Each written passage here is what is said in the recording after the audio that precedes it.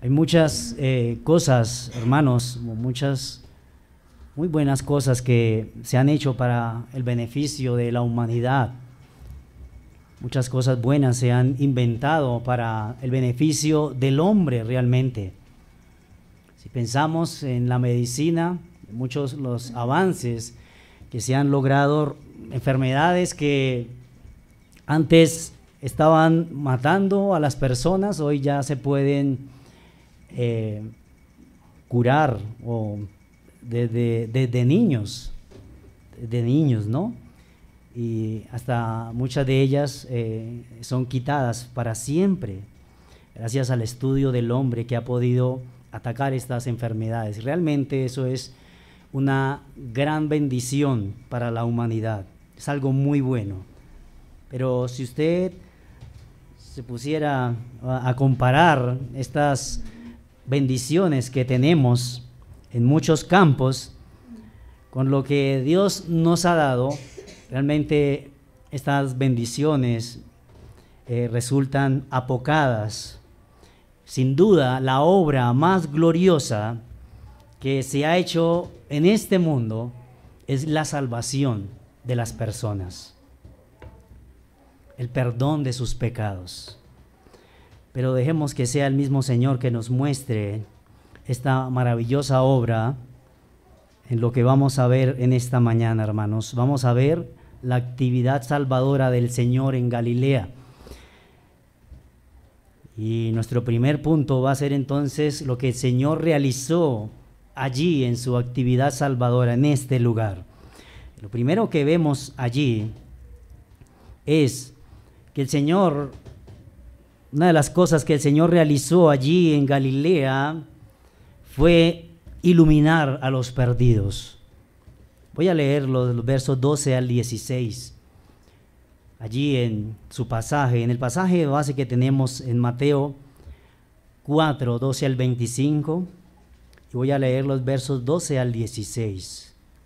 Cuando Jesús oyó que Juan estaba preso, volvió a Galilea y dejando a Nazaret vino y habitó en Capernaum, ciudad marítima en la región de Zabulón y Neftalí, para que se cumpliese lo dicho por el profeta Isaías cuando dijo: tierra de Zabulón y tierra de Neftalí, camino del mar, al otro lado del Jordán, Galilea de los gentiles, el pueblo asentado en tinieblas vio gran luz, y los asentados en región de sombra de muerte, luz le resplandeció. Estamos en los comienzos del ministerio de nuestro Señor. Después de su bautismo y después de la tentación, cierto tiempo después de esto, el Señor se encuentra en Jerusalén. Y cuando oye entonces, dice Mateo, que cuando oye que Juan el Bautista se encuentra preso, decide alejarse allí para establecerse o radicarse en la región de Galilea, más exactamente, como ya hemos aprendido por nuestro pastor, en la ciudad de Capernaum. Capernaum, nos habla Mateo allí, es una ciudad marítima, es una ciudad costera. Mateo nos dice que Capernaum fue la ciudad donde el Señor habitó. Es decir, Mateo nos está diciendo que allí fue donde el Señor se radicó o vivió para llevar a cabo toda su actividad salvadora en Galilea. Galilea, damos de cuenta, es como una región grande con muchas ciudades. El Señor se radica en Capernaum. Capernaum entonces fue el centro de las actividades de Cristo, su base de operaciones durante su ministerio en esta región de Galilea. Pero Mateo, y esto lo hace también debido a sus escritores, nos dice que Galilea, él la llama ciudad o la región de Zabulón y Neftalí. Vean allí en su pasaje. Porque Galilea fue el lugar, hermanos, que les perteneció a estas dos tribus en los tiempos de Josué.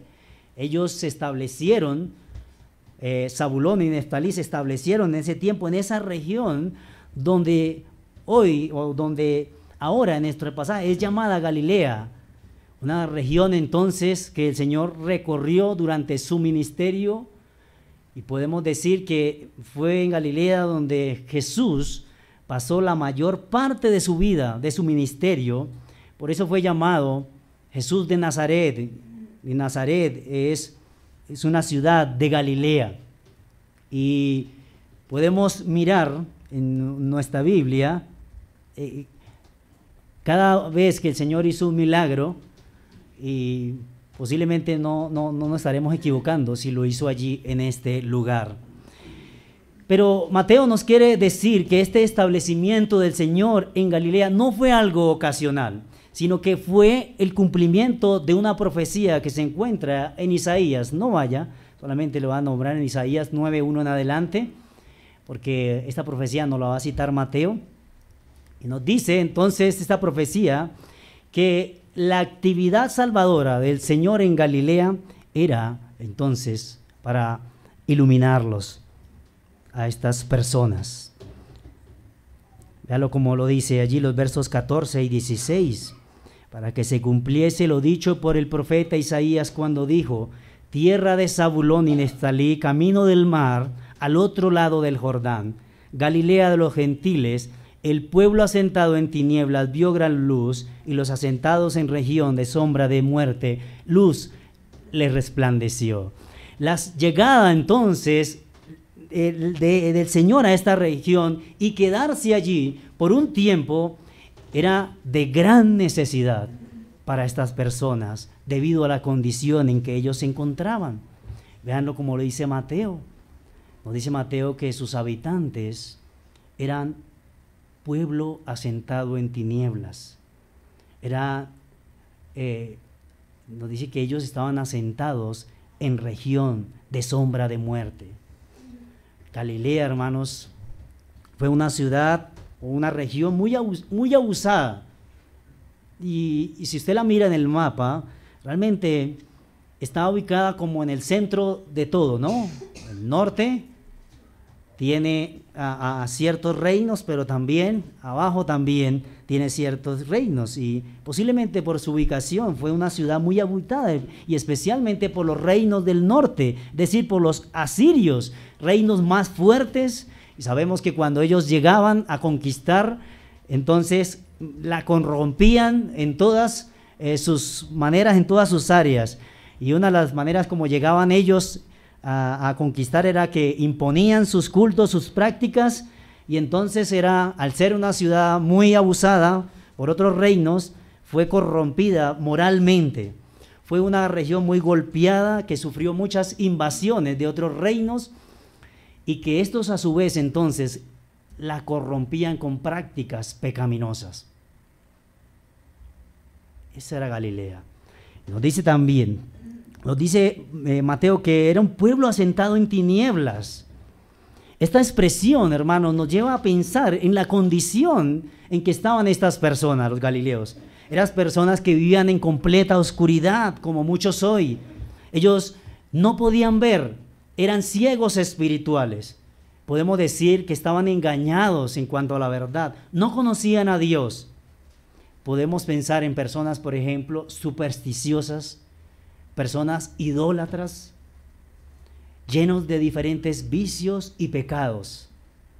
Esta era la condición terrible que se encontraban ellos, y debido entonces a esta condición, esto hacía y los llevaba a otros males, ¿no? A más males. Por lo tanto, podemos pensar que eran depravados moralmente. El pecado reinaba en sus vidas, el pecado los estaba destruyendo, y en esta condición entonces ellos por este pecado y toda su maldad, esto los llevaba a más sufrimiento. Por eso Mateo dice que ellos habitaban en una región de sombra de muerte. Piense en estas expresiones, realmente son fuertes, que nos llevan a pensar en la condición de los galileos. El pecado los estaba matando. Ellos se estaban yendo constantemente al infierno, estaban recibiendo las consecuencias por sus pecados, estaban seguramente abatidos, muchos vivían desalentados con sus vidas, decepcionados con ellos mismos. A estas personas entonces el pecado los estaba destruyendo. Esta es la misma condición que se encuentran muchos hoy en oscuridad y necesitan a Cristo desesperadamente para que los saque de esa terrible condición. Pero el Señor no se quedó allí contemplando la situación de estas personas, sino que se compadece de ellos. Y viene entonces desde Jerusalén para habitar entre ellos, para vivir allí, para iluminarlos y sacarlos de esta terrible oscuridad y darles salvación. Mateo nos dice que por la presencia del Señor, los galileos vieron gran luz. Luz les resplandeció. Ellos ya no serían dejados en esta condición tan terrible. Ellos serían iluminados con el Evangelio, serían bendecidos con la presencia del Señor entre ellos. El Señor vino a salvarlos. Y esto debe ser, hermanos, una razón principal de gozo para estas personas. Muchos de ellos ya no estarían en oscuridad, ya no estarían entristecidos. El Señor los llenaría del gozo de la salvación. Ellos ya no estarían en desesperación, ya no estarían más perdidos por el pecado. Jesús, la luz del mundo, vino a salvarlos. Ahora, querido amigo, permítame decirle que tal vez usted se sorprenderá por esta condición en que se encontraban los galileos, pero esa es la situación del hombre sin Dios. Esta es la condición en que se encuentran, en tinieblas, en oscuridad. Vea como el apóstol Pablo lo dice a la iglesia de Éfeso, en el capítulo 5, verso 8.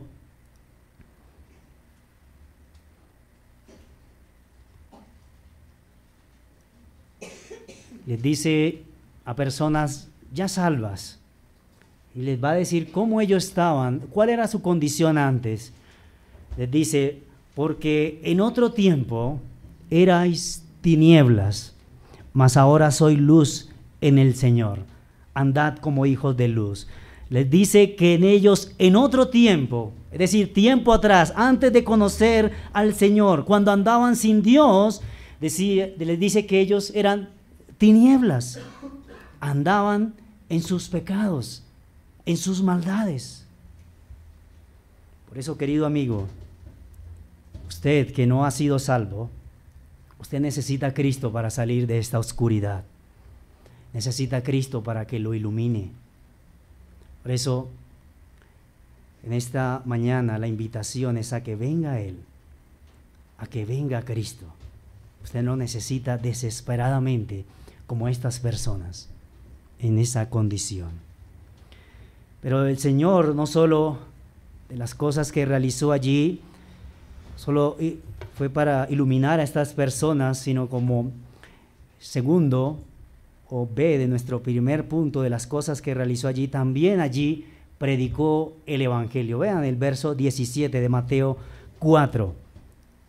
Nos dice: desde entonces comenzó Jesús a predicar y a decir: arrepentíos, porque el reino de los cielos se ha acercado.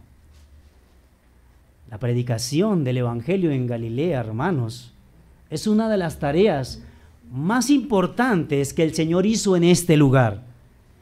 Pensemos lo que decía la profecía: el Señor viene a iluminarlos, viene a salvarlos de sus pecados, quiere bendecirlos. Por tanto, el mensaje de su predicación era un mensaje que debía servir para esto mismo. Y este mensaje entonces es el llamado al arrepentimiento. Su predicación era, nos dice Mateo, que era en Galilea, era: arrepentíos, porque el reino de los cielos se ha acercado. Y este es el mensaje que el Señor usa para salvar a los pecadores. El arrepentimiento es un llamado a dejar el pecado y a volvernos a Dios. Es un llamado a dejar de vivir como yo quiero, como yo pienso, como a mí me parece, para someterme al reinado de Cristo.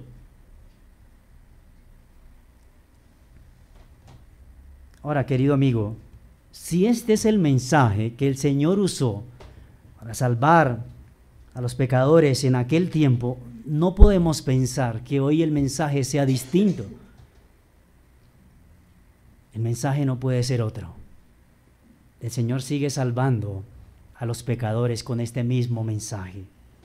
Por lo tanto, si usted quiere ser salvo, debe arrepentirse de sus pecados, dejar de vivir para el pecado y servir a Cristo. Otras iglesias predican otro mensaje, ¿sabe? Pero el mensaje de salvación es este: arrepiéntase. Como vimos entonces, el pecado lo está destruyendo, lo va a llevar a usted al infierno, y el único que lo puede salvar es nuestro Señor Jesucristo. Así que arrepiéntase y venga a Él hoy mismo. Amado hermano, si hemos pecado contra nuestro Dios, si hemos dado rienda suelta a nuestro pecado remanente, esto es realmente terrible, terrible, hermanos, porque como creyentes somos llamados por el Señor a la santidad, sin la cual nadie verá al Señor. Por eso el camino que usted debe seguir, si usted ha caído en pecado, si se ha endurecido por su pecado, también es el arrepentimiento. Venga a Cristo y pídale perdón. Confiese su pecado. Sométase a la voluntad de Dios, a la voluntad de su Señor. Y Él le va a perdonar sus pecados y lo va a limpiar. Véalo como Él lo dice en 1 de Juan 1:9.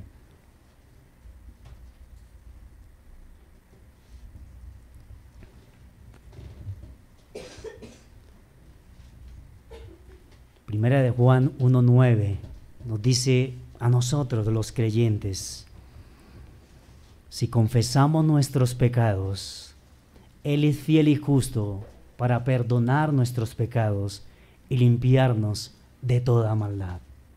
El camino es, hermano, confesar el pecado, el arrepentimiento, el arrepentimiento.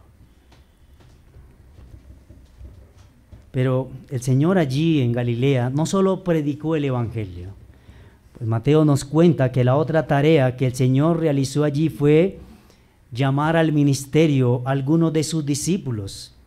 Esto lo vemos en los versos 18 al 22. No lo vamos a leer, pero vemos el Señor cómo llamó allí a Pedro, Andrés, a Juan y a Jacobo. Y los llamó, hermanos, este llamado que el Señor les hace allí a estas personas, a estos discípulos, no era un llamado a que se arrepintieran y a creer en Él. Claro que no, hermanos. Ellos ya eran creyentes, ellos ya eran discípulos del Señor. No necesitaban hacer esto realmente. Más bien, como hemos aprendido, el llamado que el Señor les hace en estos versos es un llamado oficial a ser sus apóstoles, un llamado al ministerio. Y es un llamado, como Él lo dice allí, a buscar a los perdidos. Ellos sabían muy bien, hermanos, pescar peces, eran realmente pescadores experimentados. Pero ahora tendrían entonces, o el Señor los estaba llamando a una misión mucho más gloriosa. Aprenderán a pescar almas, a pescar hombres para el reino. A esto era que el Señor los estaba llamando. Y sus discípulos entendieron muy bien la importancia de esta misión. Importancia, hermanos, de llevar el mensaje de salvación a los perdidos. Por eso dejaron su oficio secular para atender a este llamado del Señor. ¿Qué tan importante, hermanos, es esta misión para nosotros como creyentes? ¿Qué tan importante? ¿Qué tanto usted se esfuerza por predicar el Evangelio a los perdidos? Esta misión no ha sido dejada únicamente a los apóstoles de pescar a las personas, sino que esta misión es encargada a cada uno de nosotros como creyentes, ¿verdad? Como lo dice el Señor en Primera de Pedro 2:9. Primera de Pedro 2:9.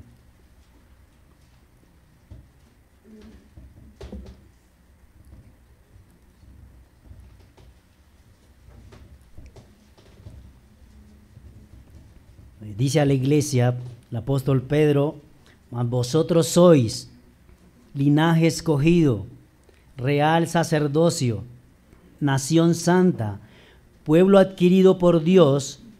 ¿Para qué? Para que anunciéis las virtudes de aquel que os llamó de las tinieblas a su luz admirable. Nosotros, hermanos, hemos sido comisionados por Dios para proclamar el Evangelio a los perdidos, la salvación, para pescarlos para el reino de Dios, llamarlos a esta salvación, anunciarles las virtudes de Cristo, para llevarles a Cristo. La pregunta es, hermanos, ¿lo está haciendo usted? ¿Lo está haciendo usted realmente? ¿Está discipulando usted a los perdidos? ¿Les está llevando este mensaje de salvación? Vemos como el Señor se vino desde Jerusalén y se radicó allí entre ellos para salvarlos. ¿Qué tanto o qué estamos haciendo nosotros para llevar este mensaje a los perdidos?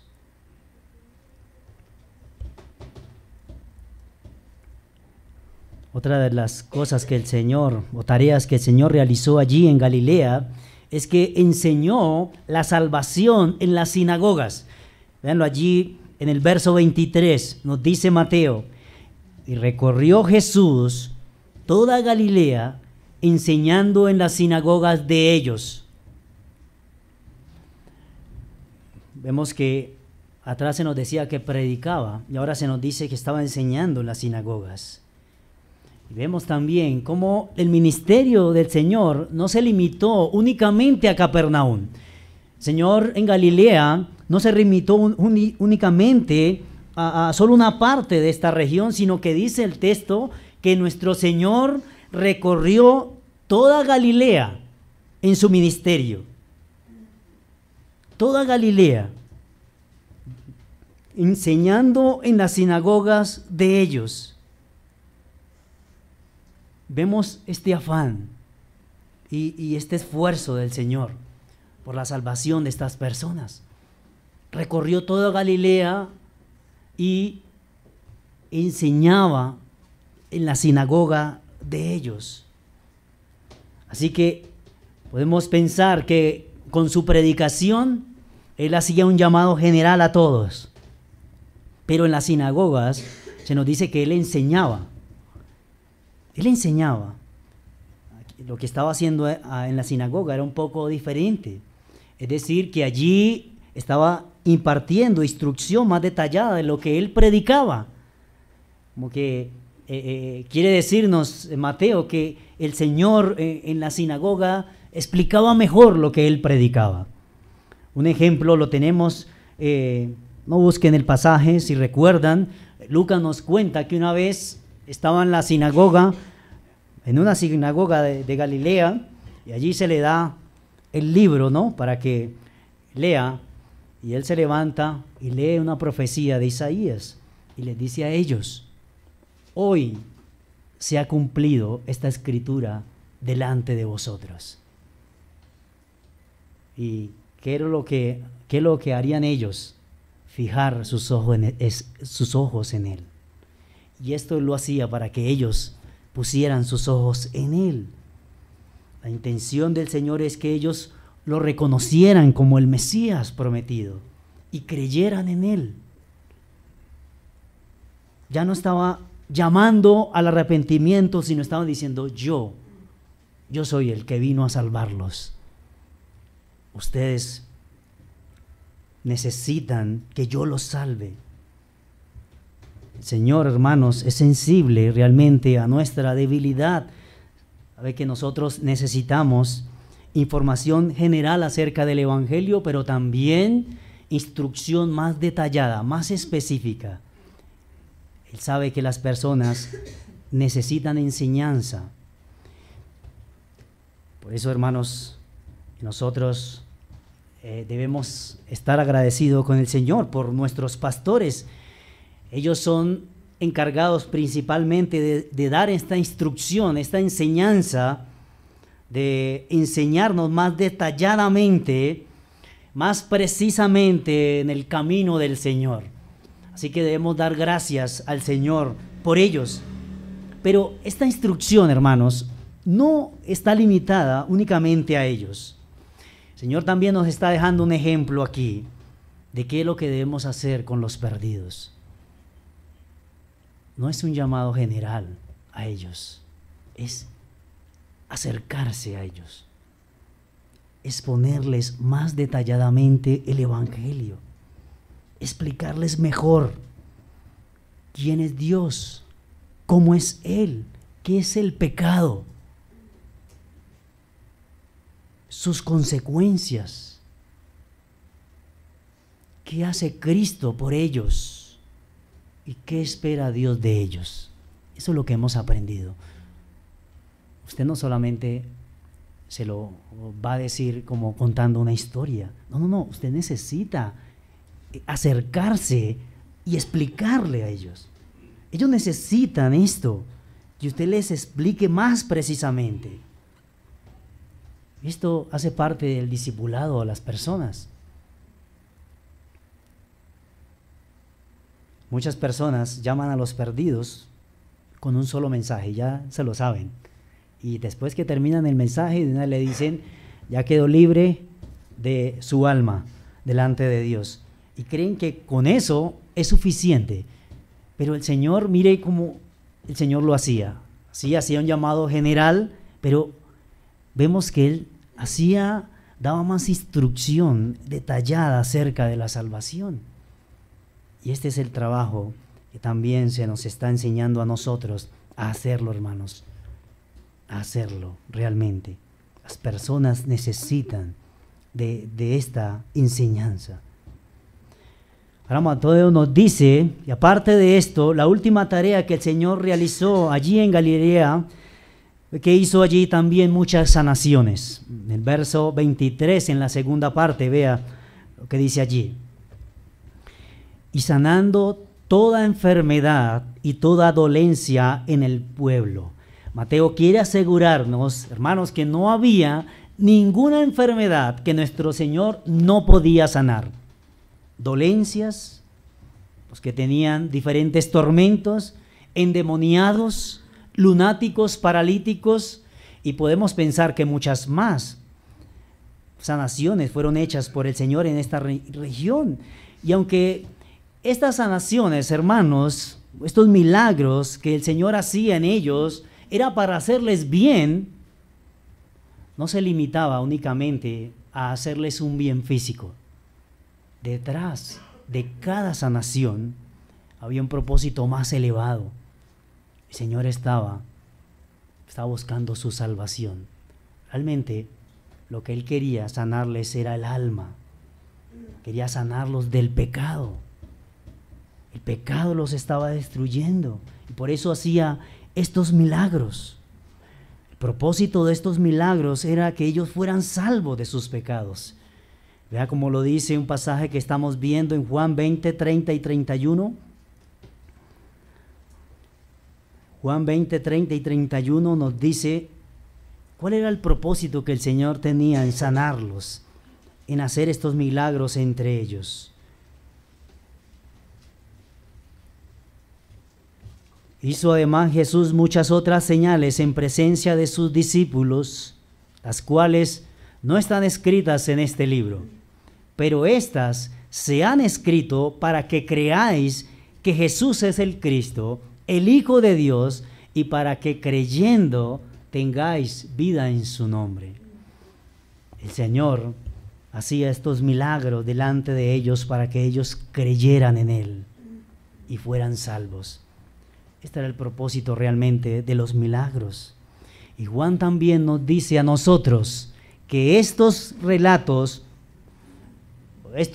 el relato de estos milagros, están escritos allí para nosotros, para que nosotros también creamos en Él. ¿Lo cree usted, querido amigo? Esto está escrito para su salvación. Para su salvación. ¿Usted lo ve de esta manera?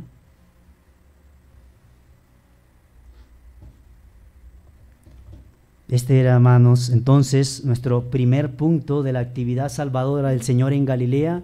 Vimos entonces lo que Él realizó. Ahora vamos a nuestro segundo punto. Vamos a ver, ya Mateo nos va a contar los resultados de su actividad salvadora en Galilea. En los versos 24 al 25 nos dice: y se difundió su fama por toda Siria, y le trajeron todos los que tenían dolencias, los afligidos por diversas enfermedades y tormentos, los endemoniados, lunáticos y paralíticos, y los sanó. Y le siguió mucha gente de Galilea, de Decápolis, de Jerusalén, de Judea y del otro lado del Jordán. Lo primero que nos dice es que cuando el Señor empezó a realizar estas tareas, nos dice Mateo que se difundió su fama por toda Siria. Mateo quiere decirnos, hermanos, que los más lejanos, los que estaban más lejos, escucharon del Salvador. Galilea estaba ubicada en un lugar estratégico, había muchas conexiones por allí. Tenían vías por río Jordán. Nos decía que Capernaum era una ciudad marítima, ¿no? Una ciudad costera. Tenía entonces conexión con las regiones del norte en Siria y con las del sur, entonces con Samaria y Judea. Entonces podemos pensar que muchos de los judíos que conocían las profecías del Antiguo Testamento y estaban esparcidos en distintos lugares en Siria, podemos pensar que habían muchos que esperaban al Mesías. Y por esta razón el Señor hace que su fama se extienda hasta allá para alcanzarlos, para que ellos puedan escuchar de que hay tal persona o tal hombre haciendo milagros, y ellos puedan recordar la profecía y así de tal manera poder alcanzarlos con el Evangelio. Muchos, al escuchar entonces que se estaban haciendo todas estas cosas allí en Galilea, podían pensar o podían decir: este puede ser el Mesías prometido. Y de esta manera entonces podían venir a comprobarlo, venir a Él. Pero no solo su gran fama fue el resultado de su actividad salvadora en Galilea, el texto también nos dice que muchos fueron salvos. Y esto fue el propósito, hermanos, del Señor instalarse allí, la salvación de muchos. Vea el verso 25, nos dice: y le siguió mucha gente de Galilea, de Decápolis, de Jerusalén, de Judea y del otro lado del Jordán. Cuando nos dice el texto que había mucha gente siguiendo al Señor, no nos está diciendo, hermanos, que todos los que le seguían eran salvos, o eran porque habían sido salvos, porque seguramente había muchos que lo seguían por otros intereses. Pero sí nos está diciendo el texto que entre aquellos muchos que le seguían se encontraban sus discípulos. Se encontraban, hermanos, aquellos que lo habían reconocido como su Salvador y que habían visto su necesidad de Él. Ellos sí lo estaban siguiendo sinceramente. Hermanos, los falsos seguidores del Señor es una realidad con la que nosotros debemos lidiar. Esto realmente no ha dejado de ocurrir. Muchas personas siguen al Señor y vienen a las iglesias con otros intereses. Y no debemos engañarnos pensando que todo el que viene a la iglesia está buscando al Señor sinceramente. Pero lo maravilloso es que, hermanos, es que hay otros que sí le buscan sinceramente. Hay otros que sí realmente le están buscando porque necesitan de Él. Nos dice Mateo, al hablar de los resultados de esa obra del Señor, que le siguió mucha gente de Galilea mismo. Y esto era de esperarse, ¿no? Que los primeros beneficiados, los directamente beneficiados, fueran los primeros en creer en Él. Fueran los primeros en recibir su mensaje. Pero Mateo nos dice también que habían personas de Decápolis. Y nosotros nos acercamos al mapa, hermanos, a un mapa en estos tiempos, nos daremos cuenta que Decápolis quedaba realmente lejos. Quedaba al otro lado del Jordán, abajo, hacia la parte de abajo. Y Decápolis era una ciudad que estaba conformada por 10 ciudades. Estas personas, hermanos, realmente tenían que hacer un viaje bien difícil, no solamente por tierra, sino también por río. Pero ellos venían desde allí, venían para escuchar al Señor, para escuchar su mensaje. Se esforzaban, no les importaba si tenían que recorrer muchas tierras, ellos venían desde allí, seguían al Señor. Pero también nos dice que había mucha gente de Jerusalén y Judea, y del otro lado del Jordán, podemos pensar, al otro lado, donde queda Decápolis, mucho más abajo, otras ciudades. La multitud debió ser inmensa, hermanos, y venían entonces desde muy lejos para escuchar al Señor. Como vemos, hermanos y amigos, la actividad salvadora del Señor en Galilea no quedó sin fruto. Muchos fueron salvos por el trabajo, por las tareas que el Señor realizó allí en este lugar, por su dedicación a la obra, por su entrega a la obra, una entrega total. Y esto dio fruto de salvación en los perdidos. Ahora permítame, hermanos y amigos, hacer algunas aplicaciones para los no creyentes. Permítame decirle, querido amigo, que usted, al igual que estos galileos por causa del pecado, usted se encuentra en una condición similar, anda en tinieblas. Como decía el texto, usted vive en sombra de muerte. Y si no viene a Cristo en arrepentimiento, lo que le espera es el infierno eterno. Por eso yo lo invito hoy a que se arrepienta de sus pecados y crea en el Señor Jesucristo como su único y suficiente Salvador, como su única esperanza para ser salvo de sus pecados. Entienda que el único que lo puede salvar de esa situación tan terrible en que usted se encuentra es el Señor Jesucristo. No hay otro camino, no hay otra solución para esa condición en que usted se encuentra. Solo Cristo lo salva de las tinieblas. Y vino en esta mañana para iluminarlo a usted y darle salvación. También permítame hacerle una pregunta. ¿Cuánto se esfuerza usted por su salvación? No me malentienda, la salvación no se gana por lo que hagamos, pero ¿qué está haciendo usted para que el Señor lo salve o para exponerse al Evangelio? Vimos como muchas personas venían desde muy lejos para escuchar al Señor, para escuchar su mensaje. Viajaban días viajando, hermanos, para venir y oír su mensaje. ¿Qué tanto se esfuerza usted? ¿Se concentra en el mensaje de salvación?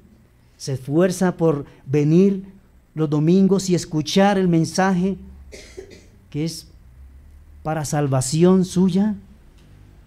¿Para que el Señor con este mensaje lo salve de sus pecados? Muchos se esforzaban por escuchar al Señor. ¿Lo está haciendo usted? Para los creyentes, hermanos amados, vimos cómo el Señor se radicó allí en Galilea para bendecir a estas personas que necesitaban la salvación.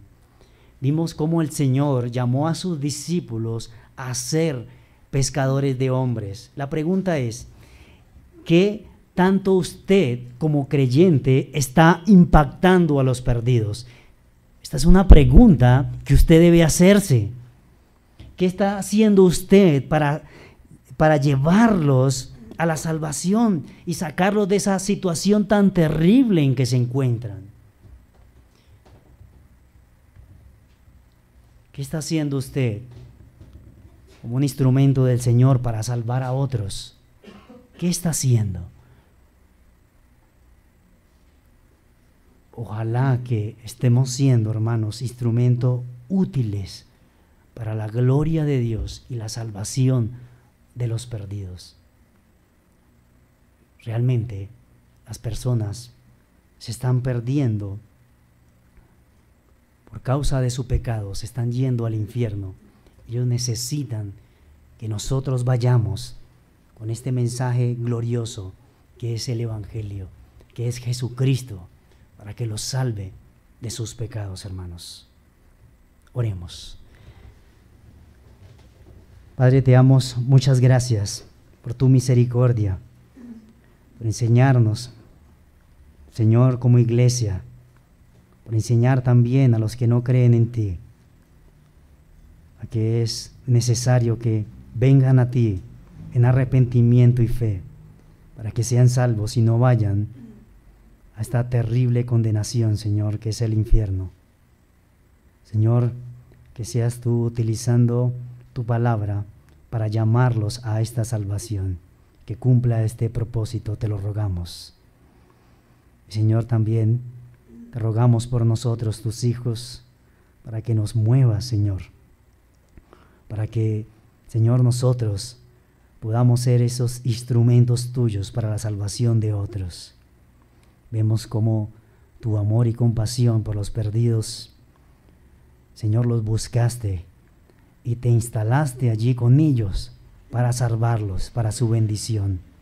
Enséñanos, lo rogamos, a hacer lo mismo, a tener ese corazón, Señor, ese corazón misericordioso y compasivo que tenía nuestro Salvador. Te lo rogamos, Padre, por tu Hijo Jesucristo. Amén.